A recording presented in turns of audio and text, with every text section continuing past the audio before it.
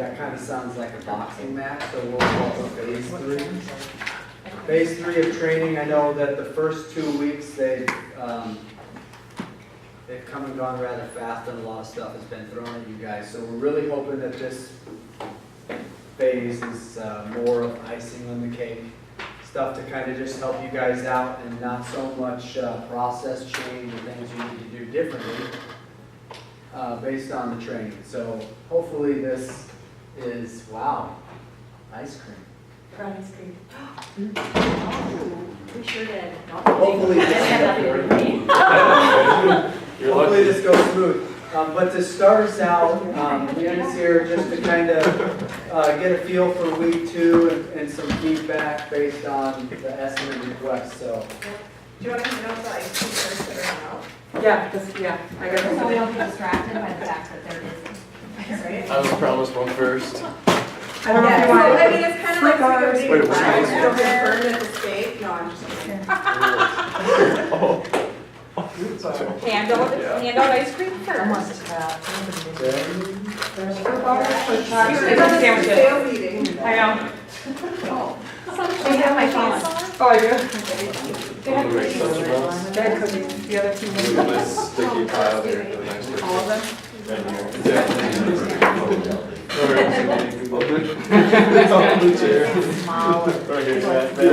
just everywhere. Why not? Right.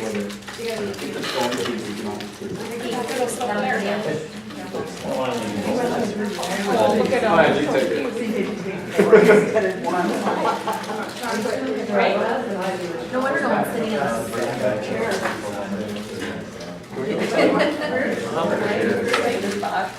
Yeah, then we stop going home.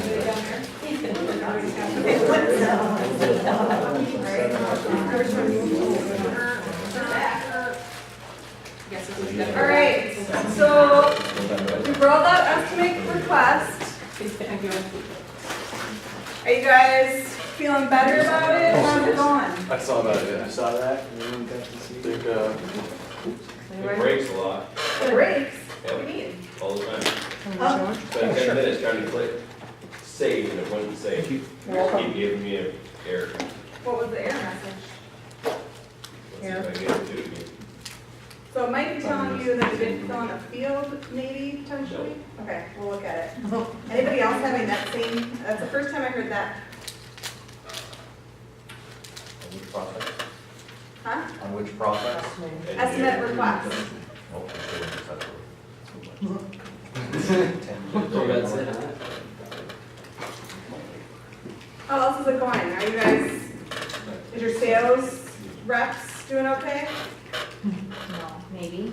No? No. Ours logged off halfway through the call. Oh, Yeah, oh, interesting. interesting. All right, Amber and I will take that one. We'll need to follow with Beth. Thank you. Check mark behind All right, here. so for the sales team, we know it's new for a lot of them to be in pace, like even to log in pace, so it's pretty scary for them. So whatever support you can help give them, we appreciate it. We did a session this morning, we're doing a session this afternoon. New York team we met with over lunch.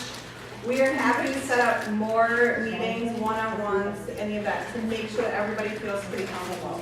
What we're finding is once people feel comfortable, then it's not so bad. It's just like, it's foreign, right? It's like when I first got a Mac and I was like punching around and like, oh my God, all my shortcuts are gone. It's scary. But the feedback I've heard is like, once you do it, it's like, oh, this isn't so bad. So is that kind of how you guys are feeling, or am I? I love the fact that you can just hit a submit button and you don't have to forward your Google search requests and change your subject line and all of that. Yeah. I mean, it only took, 30 seconds, but still, Right, nice not to do that. right. I like it now. After today going through, I feel fine with it. Well, and fast forward a few months, the customer that you entered in project will flow to estimate request, so it'll be even less for you to enter in the future. So this is like this is the hardest it's gonna get. It's only gonna be better from now on. I just had one quick thing, when you get your estimate back. Yeah. I essentially, I said, no, I don't know, probably didn't read it yet, but when you get it, it just says your customer and your sales rep. Yep, could you add the description of what that estimate is? Sure. So we could just see it before we go into it and we know Yeah. kind of. Yeah, absolutely. Brian's also adding the estimator on there. Oh, that's good. I did find out too, if you just hit reply to that email, it emails that estimator that's tied to that. So that's a nice slick feature I didn't even know about, so. What else? So we'll get description added. Crystal, can you message that to him? So on the email, once the estimate's ready, to have the estimate request description show on the email. We're also working on getting the quote letter. Right now it's just a link. Actually, I have it attached. The one thing that you guys will have to know is that if it's blank, then you'll still have to go in your estimate, because sometimes the quote letter wasn't generated. So if there is one, it'll show. If not, so we're working on getting that going for you. It's not gonna happen today or tomorrow, but hopefully by the end of next week. What else? Donna, your team doing okay? Yeah, we worked, or on the fixture side, we worked with Ryan on a couple things, which we're still working through a couple little issues, but nothing, I wouldn't say anything major at this point. Okay, I know he's adding a behind the scenes field for monthly production. So Perry's report's okay. Right, yep. How do you do them? You guys do your own estimates, so do you just add the info in there? No? So I think the big difference between us and you guys is, Can we? we do the estimates up front. You guys do your bill on the backside, right? Can you Like, go to so we do all that upfront work. this information Harry is doesn't do good, any of that, he but sort like of a lot like of a this salesman, I guess. He doesn't is just, just unnecessary. Okay, so we take that, You we get did- the actual cost of the part, So we or do all is the it the prices first for it, we do page, the estimate. as opposed to for it, having to and then scroll the down ad to like the just takes second that page. entrance in. That's just an out of the, Right, so we're doing out of the all box the report doing for everybody. everybody. Periods. I know there's a lot of thought that went into that. So what do you do with Bring those? that feedback back in here too. Okay. You guys did What your you're actually actually for seeing, fixtures. you know, by saying quantity. Not and even price, fees. right? Down lower, the breakdown will be down there, Yep. having the price on the If first it's page. So the outsider should do that. Yeah, so. No, it's it's not- not that, we don't, until it's. That's what the quote letter does. Yeah. Yep. Everything. Or you can You click get on an it. email for the ice cream? Yeah. I never got an email for it. It just started. Then, Yeah. everything else is the same as what we're. Oh, you know that I had your, oh, What is it for? like, what are you watching? I'll take a mic. Hey. Yes, sir. Eventually get the home base. Okay, so engineering. Why don't you stop it and know when you're done? And then we can walk through. Okay. All right, anything else? I don't want to take Ben's time. I got I want to make sure we too much answer stuff for me. as many questions as possible though. Okay, if you guys have any issues, head down to Anona, give us a call, ring. My schedule's kind of crazy, so I'm not always the best to reach. But Crystal, Amber, Ryan, Ben are all available. Okay? Thanks, guys. Thank you, Amanda. Time and Okay, so like I said, we this, don't have the info. hopefully this is icing on the cake. This is not too taxing. We're looking at talking about heat bending in the hub, tile jobs coming into the hub, and then those next four things are just simplified ways that should just be helping you guys out. So fab tasks. This would be, there's been a lot of conversation about this, so I want to be clear, this is phase one. Phase one is only going to include heat bending with the goal of having the cutting aspect of fab to follow, phase two. So when you get something CNC'd or saw cut, laser cut, that's to come. Phase one, heat bending. So you're still going to be required to do an estimate request when you're doing cutting for the time being, or when you're doing heat bending and you happen to fall outside of the rules. So what are the rules? Well, they're really simple. Just got to memorize all these. Just kidding. Just kidding. I do want to run through, but the rules are automated themselves. But I just want to run through them real quick. If you're doing lamb and you have a thickness, special thickness, it needs to be between 060 and 118, or without lamb, it needs to be, it can be down at 040 for your thickness for bending. If you have two bends, great, that works great through the hub, but if you go exceed 2 bends, then you're outside of what the hub can do for you. Bended side must be greater than or equal to 12 inches if you're doing 040, and only certain materials, which are the same materials that can bend today, nothing's really changing there. And then if it's bending over here, they're going to exceed their minimum quantity up to 200, or the maximum quantity up to 200. So currently they won't take anything over 100. Starting on Wednesday next week, they'll bend here at TBG1 up to 200, otherwise it goes over to fat. Now, don't be afraid, because all of those rules are going to be automated. So you'll have reference to those bullet points, but you don't need to memorize them, all right? And I'll explain.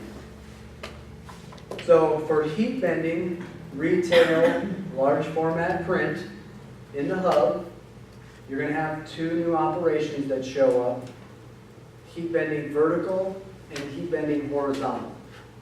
So in the past it just said heat bending. Now we want more definition around it. Are you heat bending 1 heat bend vertically and 1 horizontally? Are you doing 2 horizontally, 2 vertically? We want that definition through these 2 operations, all right?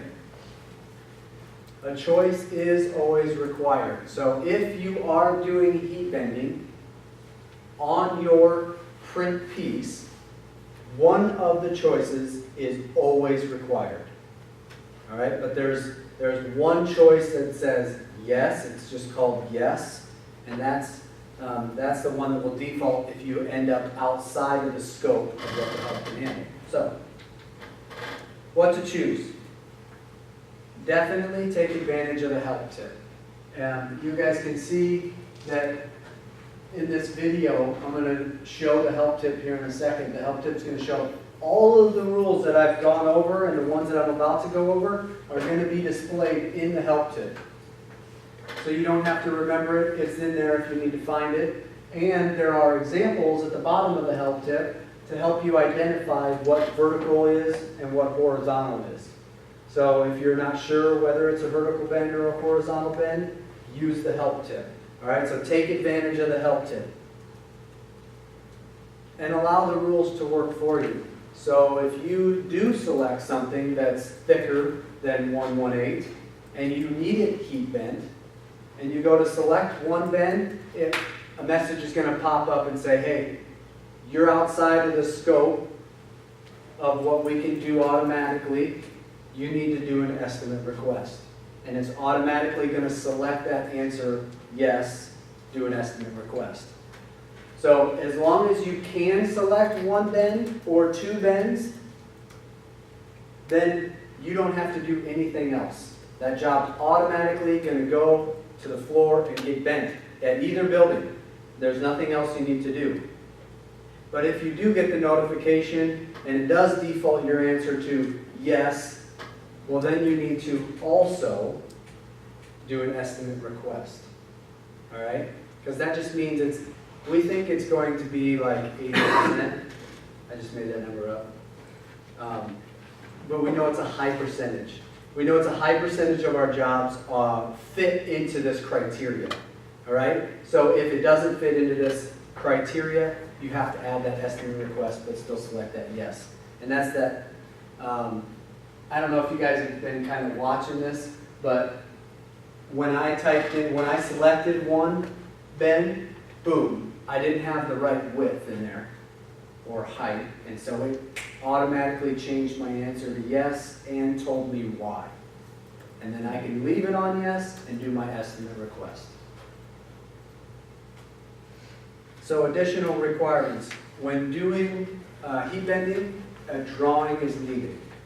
This isn't really a new request. Fab's always needed a drawing.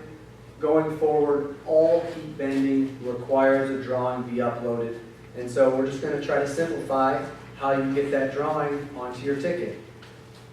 Number 1, it must be a PDF. This isn't new. This stuff rolled out months ago, maybe a year ago now, this _DS, so I'm just kind of revisiting it. Number 2, you have to have the letters _DS placed at the end of your file name. They have to be lowercase. again, all of this is in the help tip to help you remember this. And a reminder pops up to upload your drawing. We did create a hot folder for some of you that have like 30-page bombs and you need to get the _DS added to every single page separately. There is a hot folder. And you need to get that uploaded prior to your PDF being approved. If you're doing a no proof, then you have to have it uploaded at order entry. Okay? So the artwork is required. Your job will go on hold if you don't have it. Different drawing types. The engineer drawing, you guys are familiar with this. Sometimes a client can provide it. Sometimes you have to have engineering created. This is an engineer drawing. But we also have a quick guide. And some of you may be familiar with this. I know Sephora's been using this a lot. The goal is we put together a document that is our most common bends or a few of our common bends. If you can fit your information onto this sheet, then you can use this without going to engineering and getting a drawing. This, we've updated it a little bit, and we'll send this out with the PowerPoint. It's a PDF that allows you to open it and type right into it. And it requires certain